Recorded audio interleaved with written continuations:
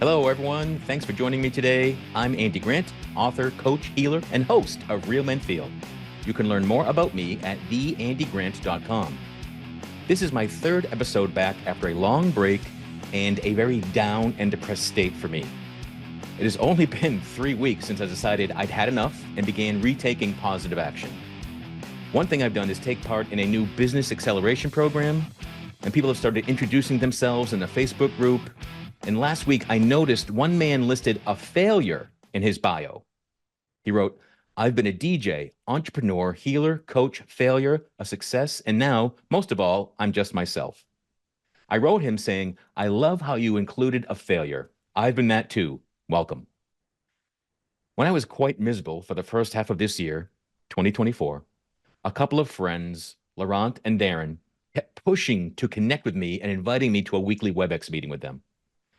On one of the rare times I showed up, I ranted about all my perceived failures. I was drowning in victimhood and self-pity. I've been a screenwriter, an actor, a children's book author, a photographer, a self-help author, a teacher, a speaker, an investor, a filmmaker, a coach, a healer. I've learned dozens of different modalities, a podcaster, all usually in addition to a full-time job in web marketing and online video at Cisco. Throughout my life, I've been worth millions of dollars and I've been on food stamps. I can think of 3 significant investments in businesses over the last 15 years. One was $40,000 into a movie, another $50,000 into a startup that a family member was part of. And last year, I invested $70,000 in a YouTube channel. They were all complete financial losses. Then there have been many smaller losses between those, a few MLM ventures, plus all the money I've spent on various coaching programs, certifications, and classes that I didn't do anything with. There was an apartment building that taught my wife and I that neither of us are interested in being landlords. One example of failure is my screenwriting career. I took courses and attended pitch fests from 2006 to 2009, and I learned and I grew and I wrote and I enjoyed it. I've completed at least 6 full feature scripts. I traveled to Hollywood in 2009, met with producers. I've made pitches that were well received. I've had one screenplay optioned multiple times, but that was it. No sale, no production, no success in the ultimate form of being a full-time professional screenwriter. Yet I was flying home from that Hollywood trip when I had this moment of inspiration that told me to stop making up stories and start telling your own. In 2013, I could no longer stand my full-time job in web marketing at Cisco, and I quit to become a full-time coach. It was challenging, and I learned I don't have the best mindset, or at least didn't then, for full-time entrepreneurial work. I need support. I needed to be able to let go of things. So things got hard, and slowly my mood and outlook went down the tubes. I tried to maintain my lifestyle and home as if I still had my high-tech salary, and I just couldn't. So I was saved by a contract job back at Cisco. Returning, certainly felt like a failure. But I could also see the blessing that I had this safety net.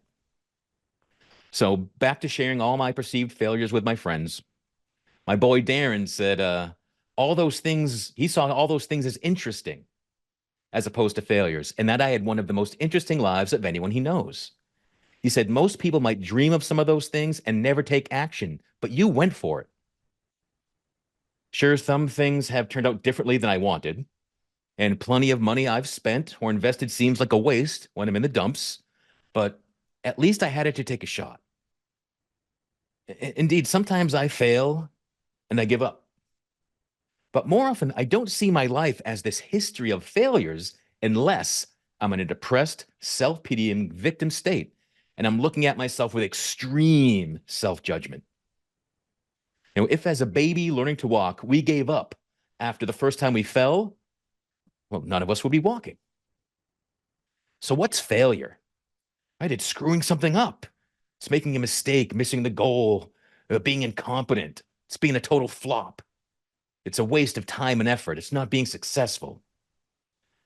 Well, what if we reframe failure as It's being attached to a specific outcome.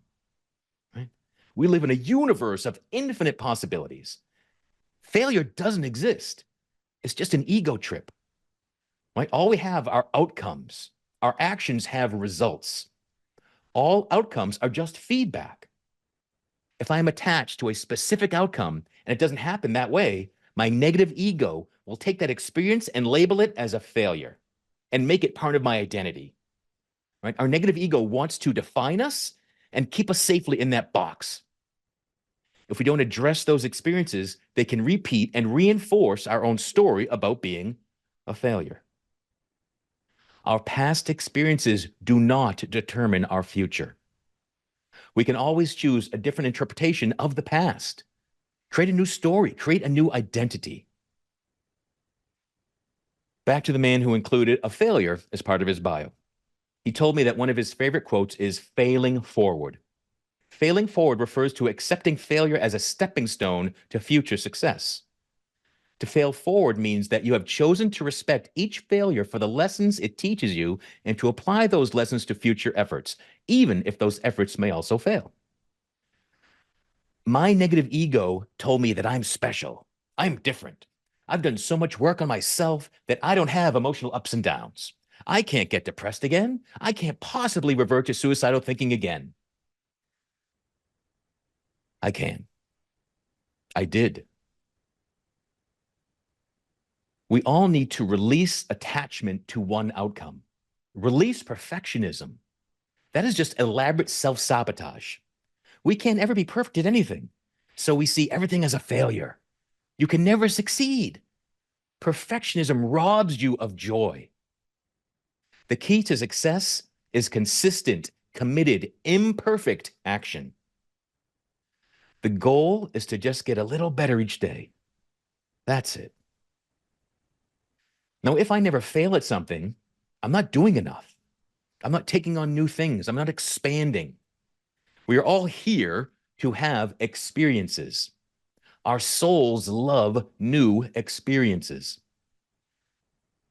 I invite you to see failure as evidence of living an interesting life, of making bold choices and taking courageous action. Let go of the attachment to any single outcome and allow the notion of failure to dissolve. Life feels so much better that way. Until next time, to failure, be good to yourself.